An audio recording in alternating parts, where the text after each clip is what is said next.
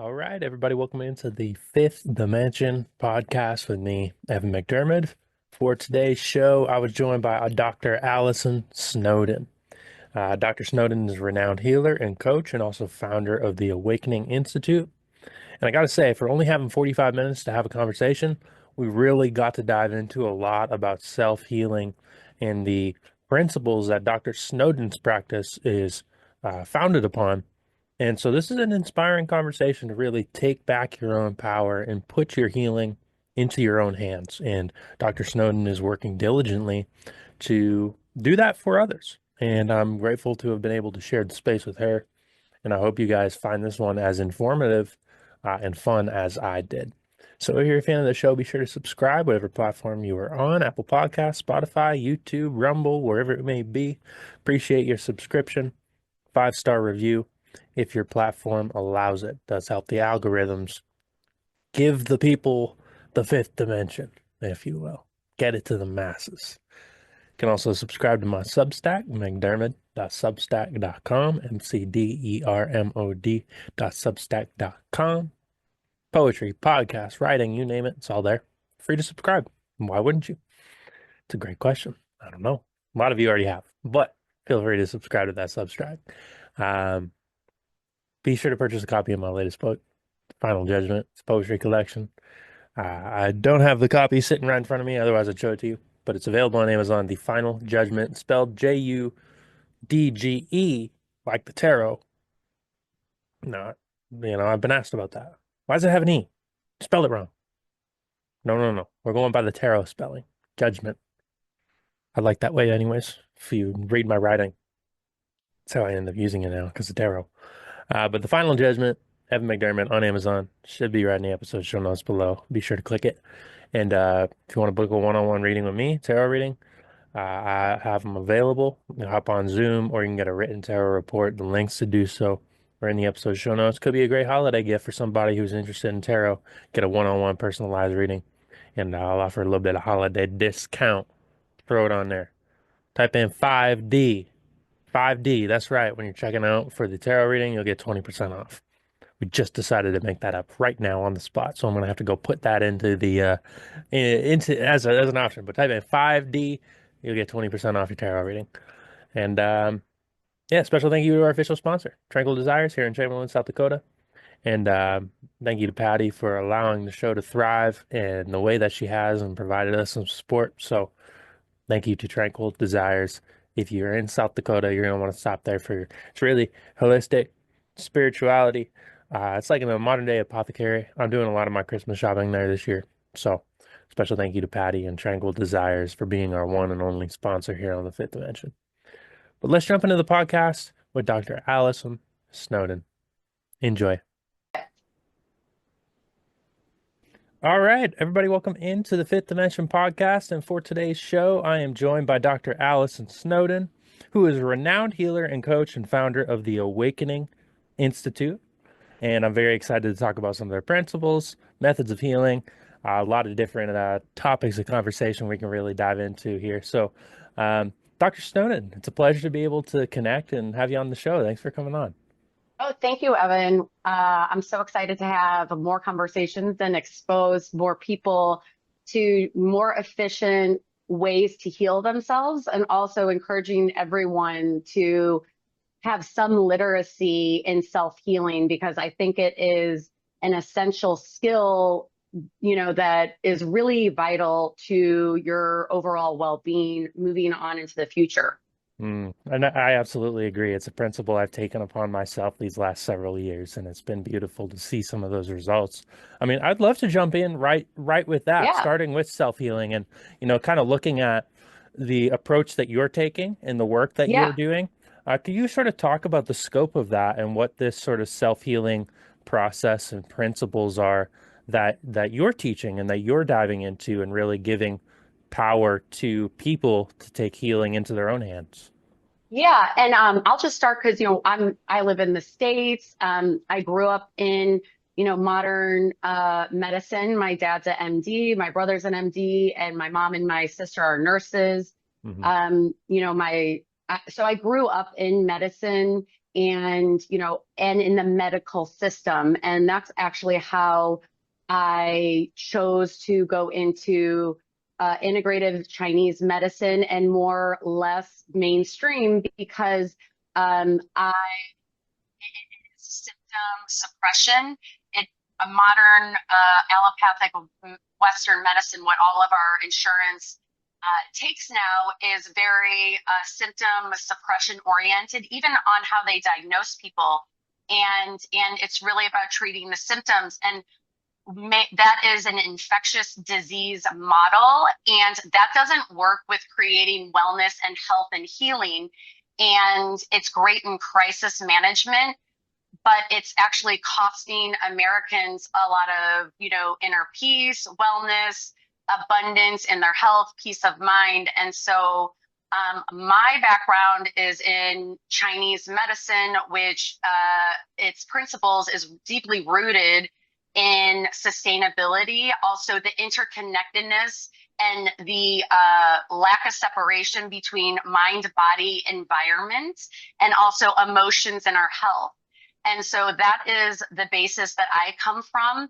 Wellness is more and you living in your highest vibration and highest soul potential is more than lack of illness.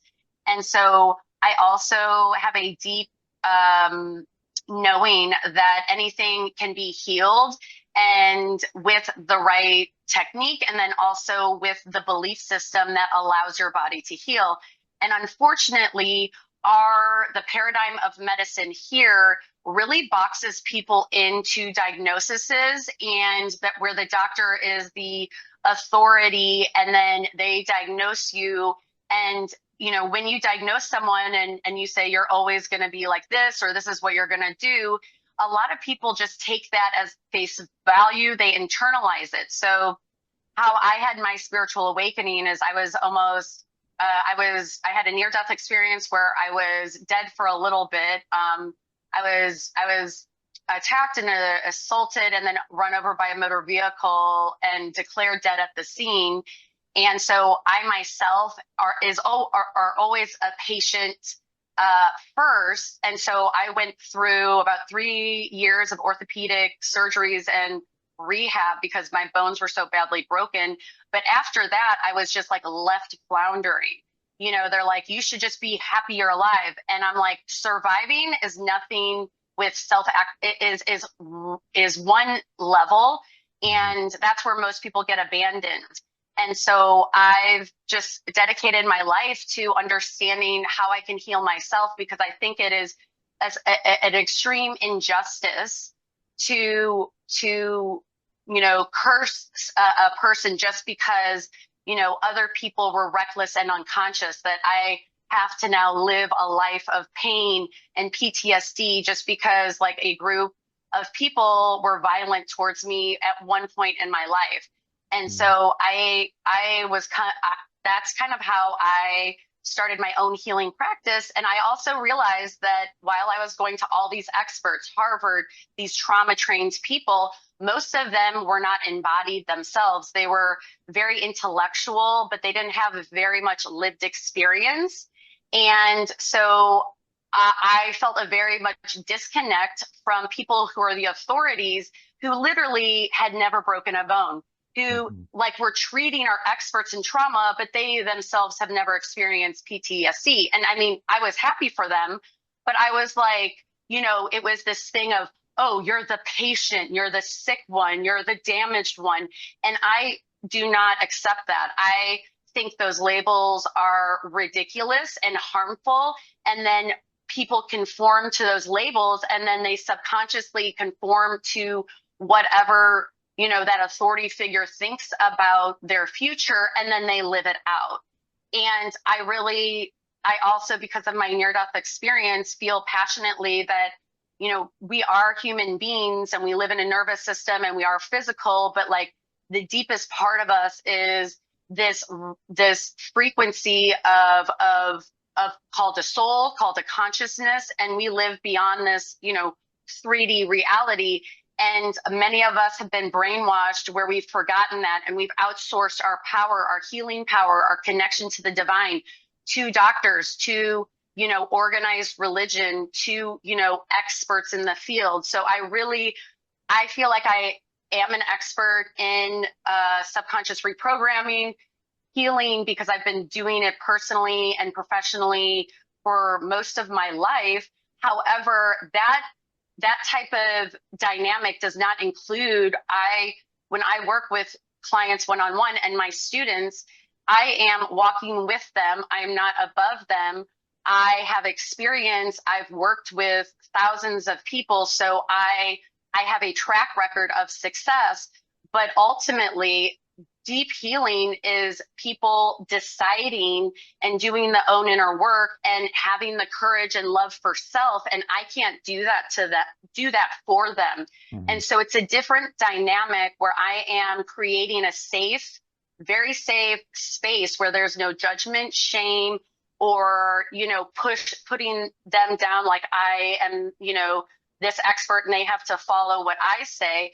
The whole part of my training process and curriculum is to realign people with their power and with the divine connection. So it's like after they're done working with me, they have reestablished their own inner power and their own connection. And so I teach and train people how to do this. And with the subconscious reprogramming work, it clears a lot of emotional trauma, a lot of conditioning from childhood that really takes over our brain, because it's like you hear people like Brene Brown, be authentic. Well, if you go deeper in that, are your traumas the truth of who you are? Is your cultural conditioning and the traumas that happen to you really the truth of who you are? No, but those things impact us at such a deep level. And especially if you've, had developmental trauma or come from a lot of hardship, it affects your immune system, your nervous system, and uppers the predictability that you will, have a chronic disease and have more challenges after that initial challenge. So my purpose is to really take those statistics and reverse them and help give people a path forward by empowering them, not outsourcing our power. Oh, the newest, biohacking machine, or the newest, diet, or, oh my gosh, the drug company figured out, a new technology. And, it's like, no, one of the biggest technology that no one is tapping into is the power of our consciousness and the power of love. Mm. Amen to that. I definitely Yeah. agree with you. And kudos to you for doing the healing work and going on this power journey to take your own power back, because, I mean, that's a very difficult process to do. And there's a reason a lot of people don't end up taking that path. I mean, what would you say the beginning stages of actually beginning to unpack these beliefs, start to reprogramming the subconscious mind? What does that actually look like in a practical sense? Because I know a lot of people personally who are on a healing journey, but then they get stuck in a lot of the old traumas and they're not able to fully process them and actually, there's like this ideal of I want to believe I am healthy, whole, healing, right? And knowing the almost the intellectual side of this, but then actually embodying it in practice when you're in pain or you're dealing with a lot of these internal feelings, right? It's like there's almost a barrier between the intellectualizing it and then The fully emotional. and then fully The embodying it. emotional. And I think, this, I love your question, because I think I have like two different comments is, it's like, there is this human thing of like, we all have to start there, right? Mm. There's no one who has an ideal that, because if you don't start, and that's where I see some people get disenfranchised and they stop. They have this ideal and they try, and then they give up. And so I think we have to normalize and humanize like the human experience, and really be like, I have this ideal. I don't know if I'm ever going to, 500% embody it, but I'm going to embody the principles of it. And I'm going to embody this as a process. This is not a magic pill. This is not a get rich quick scheme, get healthy scheme. it is a process, and it is an embodiment and a gradual embodiment. It's like I didn't come from a wheelchair to where I am right now, 26 years later, in 2 years, right? Mhm. It was a process. And so I think in our society, I call it the Amazon effect. If something doesn't work in one weekend, we're throwing it out. I mean, I think we're that first of have that awareness of that instant gratification and instant healing and how that might be a barrier there. And I think in addressing the trauma, it's like also acknowledging, the actual challenges and the barriers, because trauma, the nature of trauma is that and all of us, and to any of your listeners, I think being human is traumatic. Um, However, there's a continuum. I feel like I had a lot of violence, but like, is there people who've had more violence than me? Sure. But like, it doesn't matter, because you matter and what has happened to you matters. No one's heartache and trauma, I think we can't compare, because it's all valid and it's all matters. And maybe some people have more challenges, but it doesn't mean your healing process, even if it's slower or if it takes a lot more money or a lot more time, you're still valid and it still matters. So I think that's the other time where, I mean, there's certain people that heal quicker, and that's probably because they had a supportive person. Mhm. So some of the people that I work with, don't have any support. And so they're even further traumatized if you have no support system when a trauma happens. And so maybe your healing will be a little bit slower. Oh, well, I don't care. I think you are so worthy of it. But the nature of trauma is, especially with the brain, because your soul knows no fear. Your soul has this infinite consciousness. With that said, in this reality, in this time and space with myself, my soul, even though it had an out of body experience, and I know about infinite consciousness, and I have experienced a state where I'm not a body, at this moment, my soul is attached to this human body, that is called Allison Snowden. And this human body had gone through major violence that has a stream load of consequences to my nervous system and how it functions, and how it functions compared to someone who's never had, assaulted, emotional abuse, or almost died, or had, over 13 orthopedic surgeries. So it does have effects. However, that's not a, sentence for, I mean, my doctors were like, you're going to be in pain the rest of your life. Get used to it. And I was just like, no. Mhm. So there is this balance of accepting, like, hey, it's going to take some work and you're worthy and it's going to take investment, but like you will, if you decide to heal and if you keep on doing the steps, you will. And so with the trauma informed theta healing classes that I teach online, we start that process. And so I have to warn people, when they start the process, I'm like, not all of your limiting beliefs and traumas can be healed in one weekend. I'm sorry, Mhm.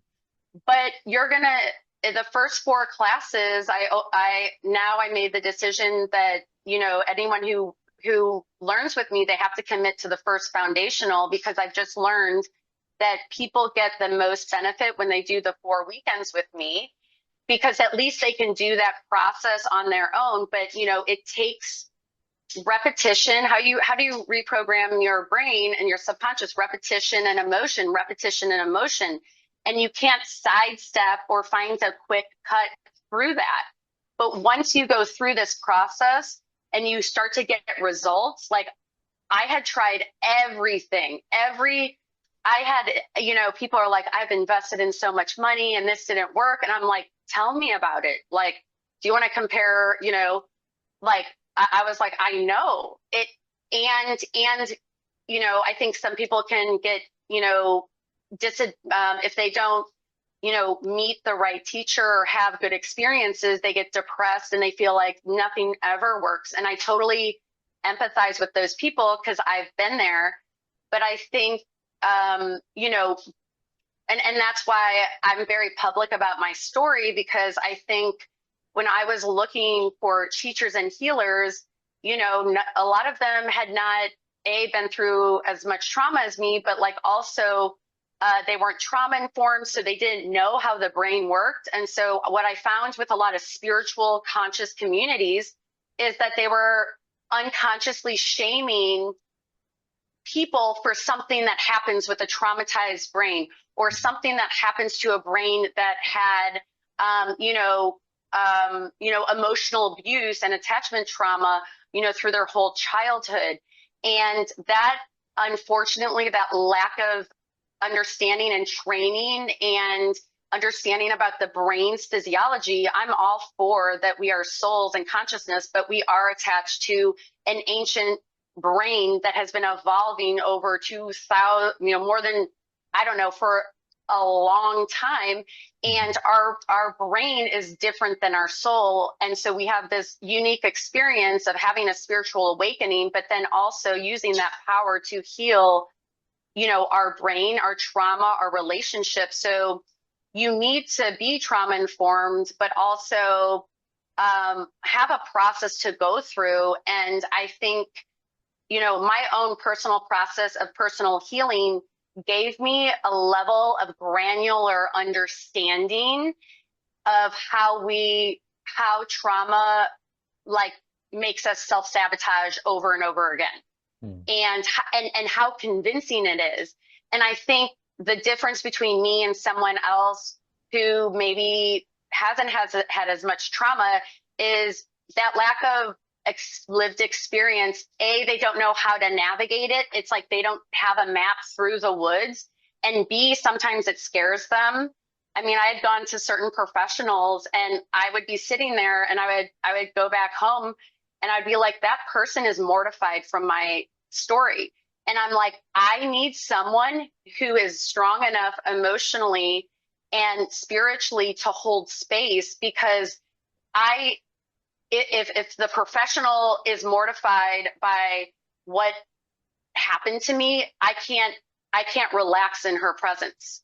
And so that is something that is cultivated. It's your own emotional healing bandwidth. It's also, I think, initiation that I went through to be at that level. And so, people's horrific stories, small and large, don't really faze me. Why? Because I've lived it. I know how horrific human beings can be, because I was put in a hospital for 3 years because of that. At the same time, I also have this amazing experience of how amazing humans can be, and that we are all connected to this light consciousness. And at the core of us, we are really, love. And unfortunately, in this messy world, we get conditioned, we get traumatized, we don't have we have a lack of nourishment, a lack of people to guide us, and then we get more lost. And so my hope is that, that this gets more mainstream, so that people have a tool instead of outsourcing their power to a therapist or a doctor. And we do need authority figures. We do need experts. And, I don't want to be an expert in accounting or business, because that, I'm only one person. And so only you can dedicate, your life to probably mastering one craft. But like, I also think, just like, with financial literacy, people need some healing literacy. Why? Because it's preventative, and it's going to prevent a lot of pain, a lot of suffering, if people just have a baseline of energetic awareness and subconscious reprogramming. And even for your kids, so they don't internalize certain ideas when they're younger, because when we're younger, we're so much more impressionable. So if you can be present for your child, and if you have a baseline of, trauma-informed theta healing, and your kid is, having emotions, and you can walk them through that, and you can soothe them in that moment and teach them how, yes, this did happen and you feel regret, you have anger, you have all this stuff. And then also go through a little 2-minute process where they're not going to take on that violence or that suffering from that bullied kid who probably is also traumatized. So now we have this little tool that creates a little ripple in healing. Then, and also that ripple in healing is preventing suffering and more, more trauma to each other, because a lot of pain is caused by just unprocessed trauma and the developmental, emotional, and also the consequences of that. Definitely. And you kind of already started speaking to the next question I had to kind of follow up on that, which is when we're kind of looking at the scope of different ailments or illnesses or physical pain or even more emotional um, trauma that people might have consciously. The principles, as I've started looking into this for myself as well, it feels like regardless of the quote unquote diagnosis or regardless of what somebody is going through, a lot of the principles that you're talking about seem to be the same in the sense, Mm-hmm, right? And it almost, to me, it looks like by in taking this approach, we're kind of almost rewriting the medical paradigm for what healing truly is, what medicine truly is, what it means to embody health, mm-hmm, vitality, what it means to be a soul living as a human more so than mm-hmm, just because you're right. A lot of people, they're going to take on the diagnosis, they're going to take on the pain, they're going to hold it internally, and that's going to manifest eventually as physical symptoms, disease, mm-hmm. illness, right? So kind of regardless of where people are at in their healing journey or where they might be with a certain diagnosis or illness, Totally. does the steps kind of start in the same fashion, you'd say? Absolutely. And people who come into the first class, it doesn't matter where you're at, you're learning this, simple process.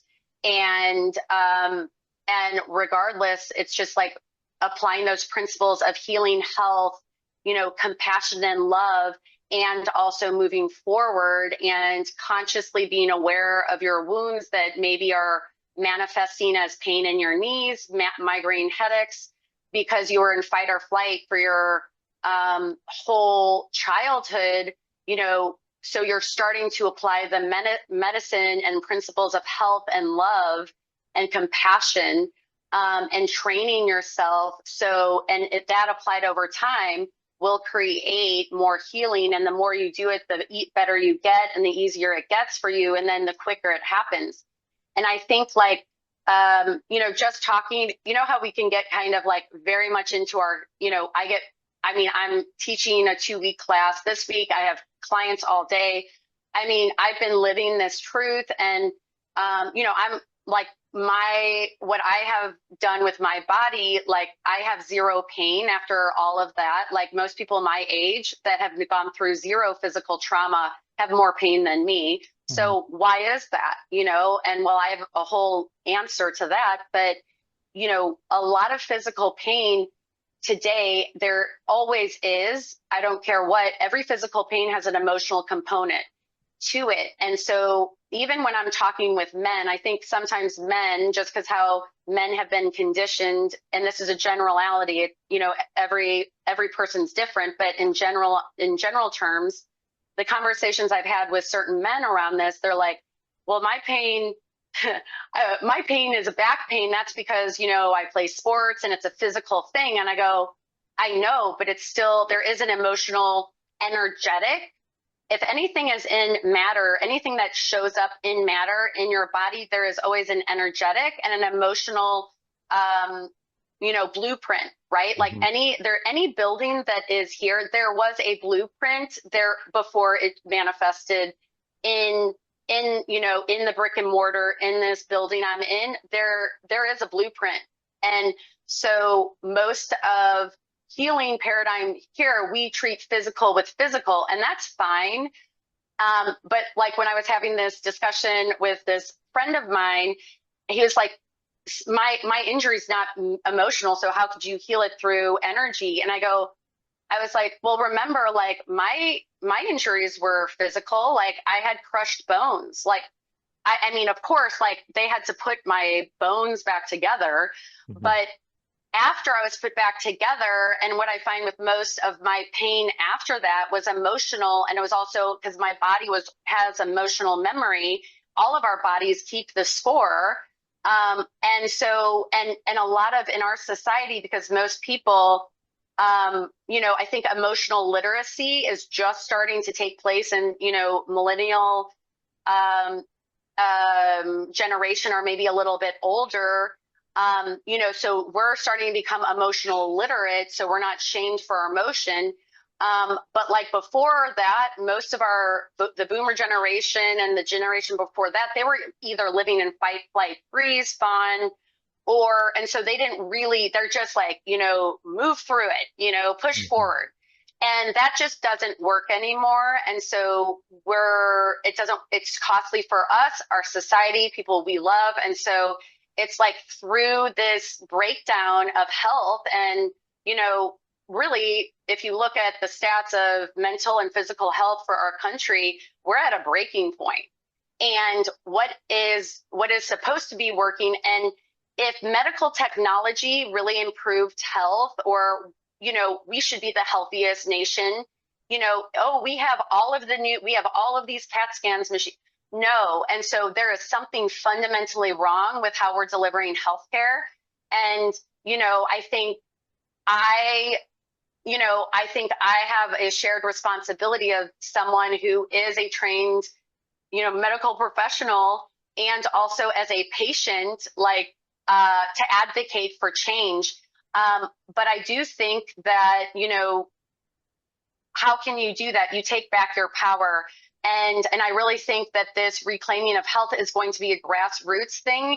I was too impatient to wait for the medical system to change, because I would have probably already been dead by this point if I outsourced my power to them. And so it's just like it's and on top of that, the medical industry, a lot of people aren't trauma informed, and so there's the shaming also, or a misunderstanding, which then further isolates people. And isolation, we don't heal in isolation, we heal in healing relationships.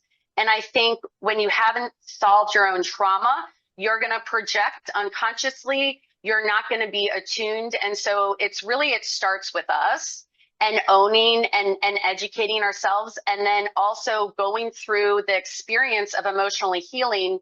And to highlight that is, it is different.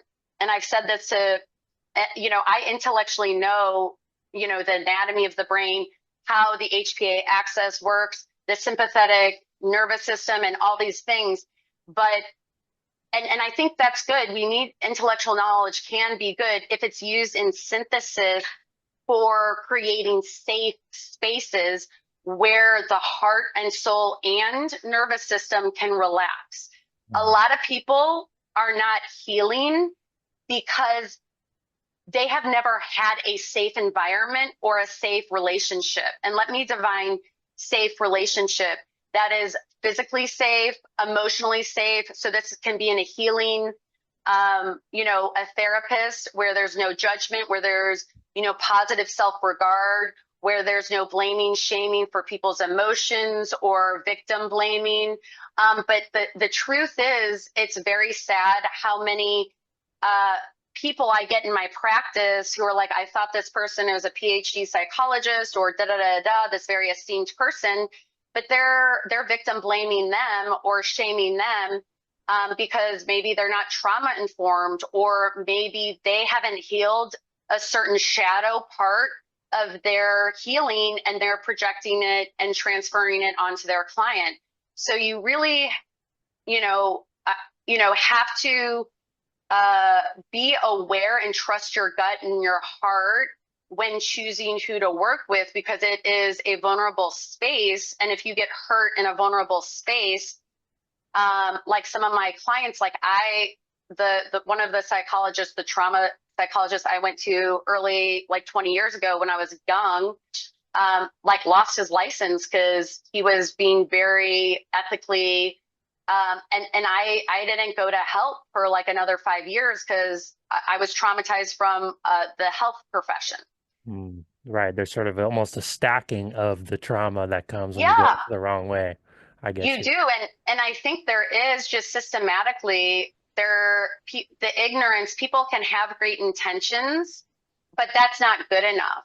Hmm. And we need to start holding each other to a higher standard and also have more compassion and also hold, you know, our healthcare system to a higher standard because, most medical doctors aren't, you know, it takes a lot of time and investment, and most of them aren't chronic.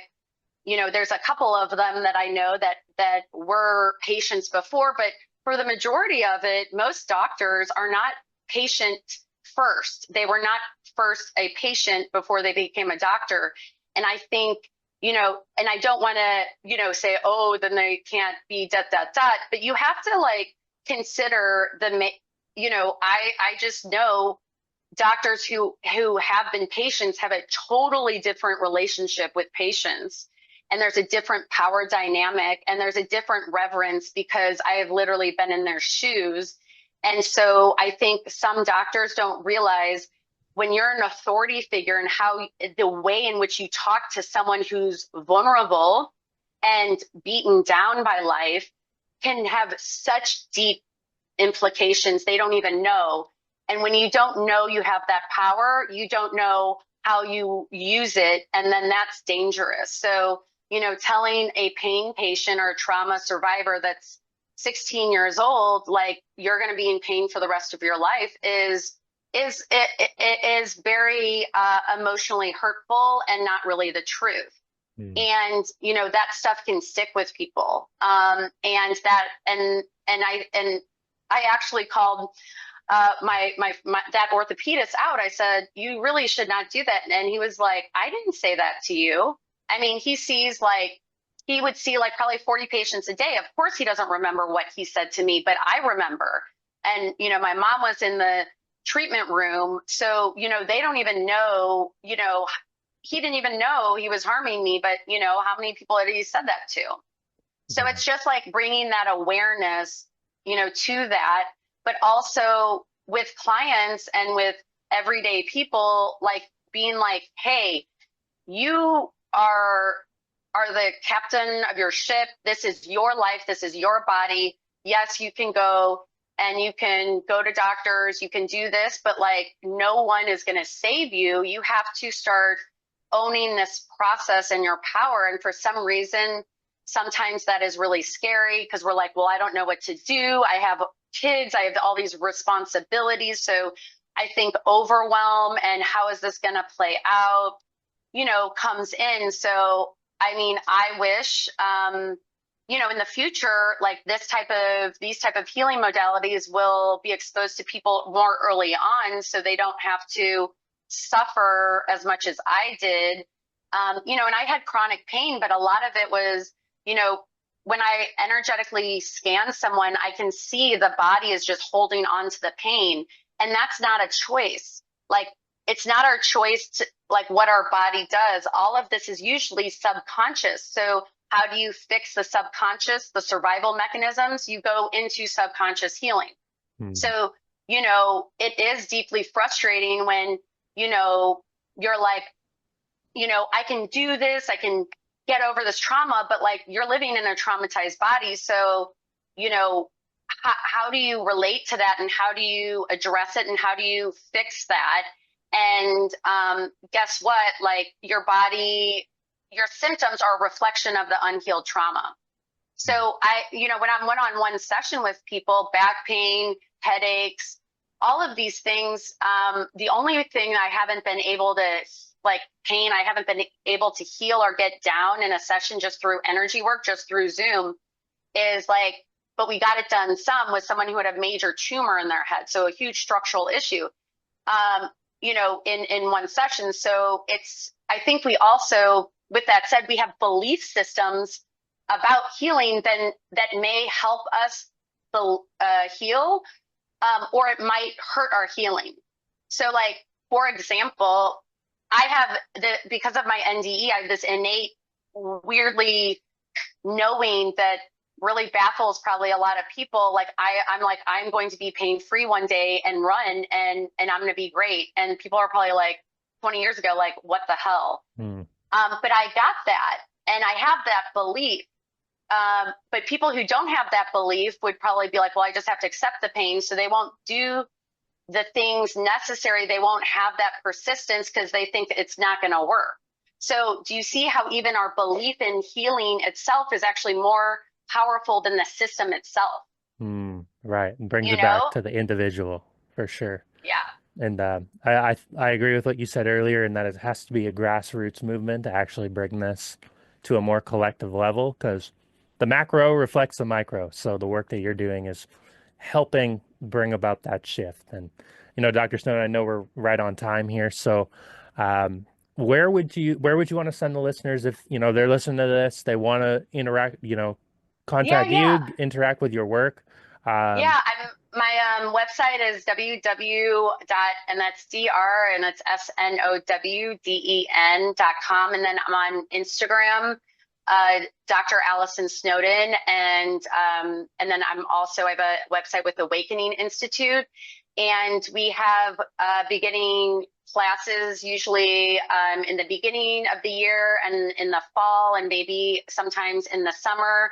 But so that's like always on rolling. I have a little bit of a wait list for one-on-one, but we're just going to launch a new trauma-informed medical intuitive healer and coach program, which is 6 months to a year of very deeply, training with me. And it's not like it's most of it is live training.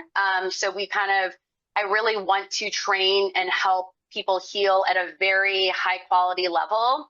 And so if you're interested, you can just send us an email or send us a DM and we can share like that application process. But I really feel these are skills, healing yourself, being able to energetically see what's the root issue with someone with your own intuitive consciousness and skills.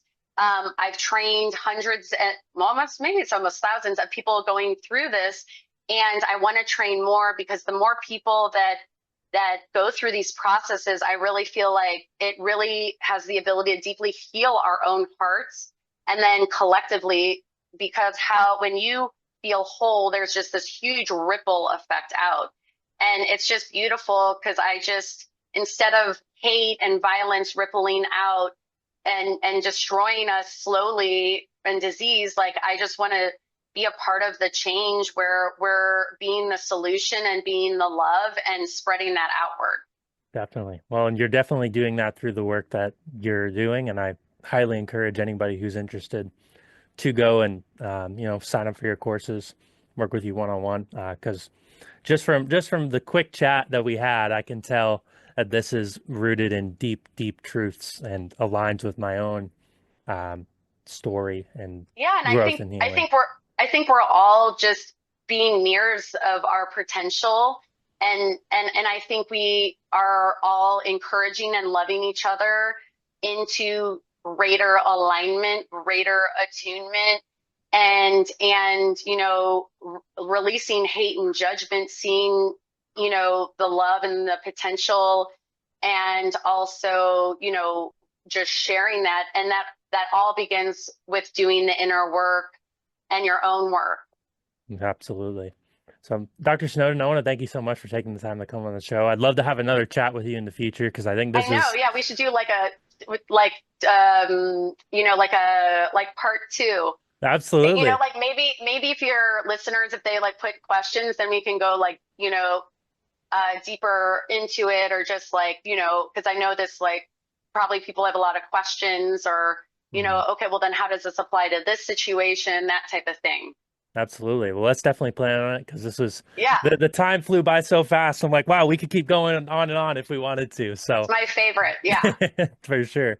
But thank you so much for coming on the show and for the thank work you. that you're doing because it's really making a difference in the Yeah. lives of people. So, Well, thank you for having me, and I look forward to the questions and maybe round two.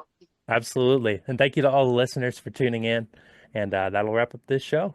So we Great. will see you all Thank next time. you. All right. Thanks, Dr. Snowden. Thanks. I'll be in contact. I would love to do maybe round two. All right. Definitely. Yeah, let's definitely plan on it. All right, Yep. Evan, have a great weekend. All right. Yeah, you as well. All right, bye-bye. Bye. Special thank you to Dr. Snowden for coming on the fifth dimension. This was a fun conversation. I always enjoy expanding my circle in the health freedom group. I know Dr. Snowden and I have a few mutual connections, and so the circle just grows larger and larger and larger when we build this tribe around health freedom, optimization, love, compassion. That's what it's all about, baby. So I'm very grateful for Dr. Snowden and the work that she's doing. And I would encourage you guys to check out her social medias, her website, go sign up for some of her courses because this is powerful work and it's going to give you life and optimization right in your own hands. That's what true power is. So thank you, Dr. Snowden. I'm looking forward to part two, as she mentioned. If you're a fan of the show, subscribe whatever platform you are on, Apple Podcasts, Spotify, YouTube, Rumble. It's all right there. Click subscription, press 5 stars. It does help the show. You can send us a text.